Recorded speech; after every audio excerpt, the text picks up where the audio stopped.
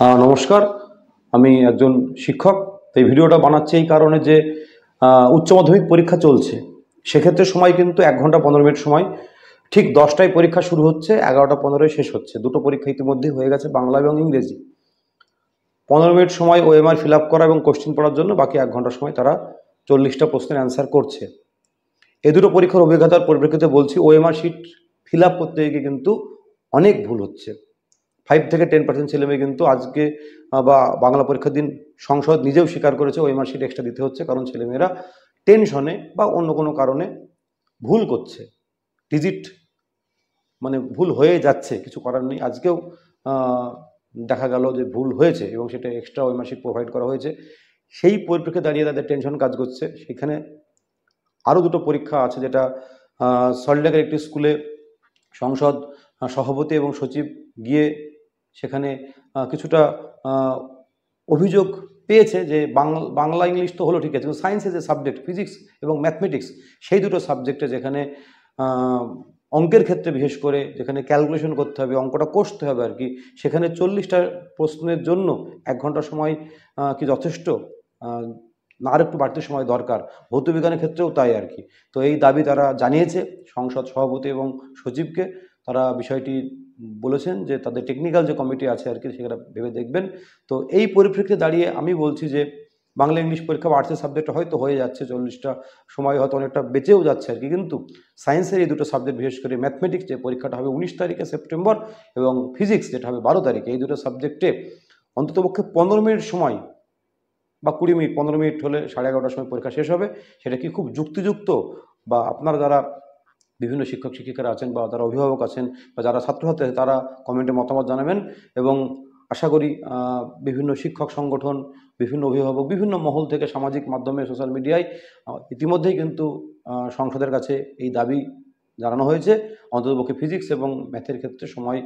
তো এই যে দাবিটা জানানো হয়েছে, এই দাবিটা কি সত্যি যুক্তিযুক্ত, না এর পেছনে একটু বাড়তি সময় কি দেওয়া সঠিক, না যা চলছে যেরকম চলছে সেটাই ঠিক আর কি? যদিও একটা কথা আমার মনে হয় যে পরীক্ষাটা হবে যখন আর কি, যখন প্রশ্নপত্র পাবে এবং প্রশ্নপত্র পাওয়ার পর যখন ছেলেমেয়েরা সলভ করবে আর কি, তখন কিন্তু বোঝা যাবে যে অ্যাকচুয়ালি যে সময়টা ছিল 1 ঘন্টা, সেটা কিন্তু উপযুক্ত কিনা আর কি। কারণ কোশ্চিন পেলে তারপরে সলভ করলো, তখন অ্যাকচুয়াল যে ঘটনাটা ঘটবে আর কি, তখন একটা স্পষ্ট বা সঠিক ধারণা পাওয়া যাবে। কিন্তু এখন আমরা একটা হয়তো আন্দাজে ঢিল ছোড়ার মতো ঘটনা ঘটছে।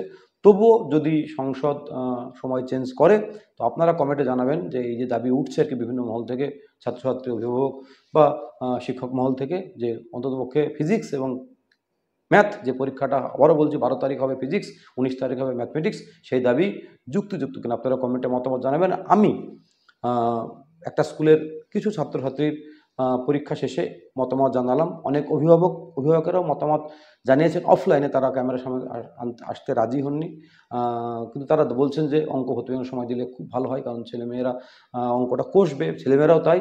তো আপনারা কমেন্টে জানাবেন যে এই যে দাবি উঠেছে আর কি, এই দাবি কতটা যুক্তিযুক্ত। কারণ প্রথম বছর এই সেমিস্টার সিস্টেমে পরীক্ষা হচ্ছে ওএমআর শিটে, এবং 40 নম্বরের প্রশ্নের জন্য 1 ঘন্টার সময় 15 মিনিট বাড়তি ওএমআর শিট এবং কোশ্চেন পড়ার জন্য।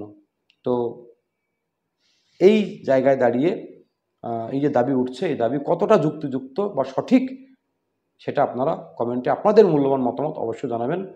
আশা করি একটা বার্তা সংসদ সভাপতি সচিব ইতিমধ্যেই পেয়েছেন, আরও হয়তো পরীক্ষার আগে পাবেন। তারপরে তারা একটা সিদ্ধান্ত নেবেন যে এই দুটো বিষয়ে কি করা হবে। ধন্যবাদ। আছি জগন্নাথ স্কুলের সামনে।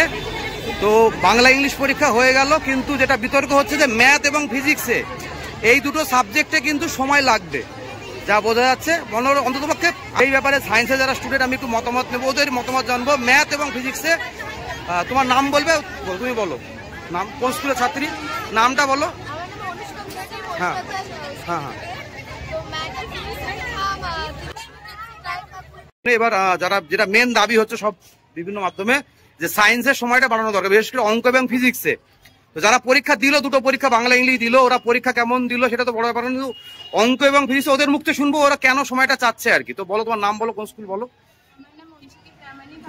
মনোজমোহন বিদ্যা মন্দিরের ছাত্রী, ক্লাস 12-এ।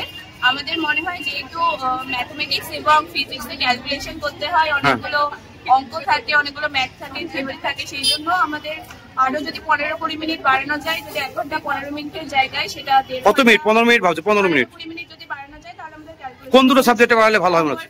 অঙ্ক আর ফিজিক্স। ঠিক আছে, তুমি বলো, তোমার নাম বলো।